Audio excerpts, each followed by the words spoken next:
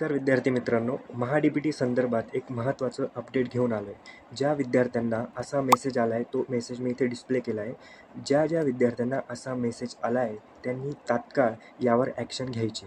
आता ती कशा पद्धतीने? सुरुवातीला हा मेसेज काय आहे ते समजून घ्या. आता हा मेसेज त्या विद्यार्थ्यांना येतो, ज्या विद्यार्थ्यांनी फॉर्म भरलेला आहे.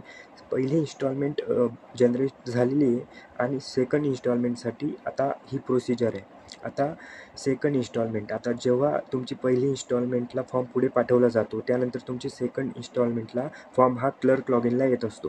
क्लर्क लॉगिनला आल्यानंतर महाविद्यालयातलं जे कॉलेज असतं, तो सेकंड इन्स्टॉलमेंटसाठी तो फॉर्म पुढे पाठवतं. आता जोपर्यंत तो फॉर्म त्यांनी पुढे पाठवत नाही क्लर्क, तोपर्यंत तुम्हाला ती स्कॉलरशिप जनरेट होत नाही.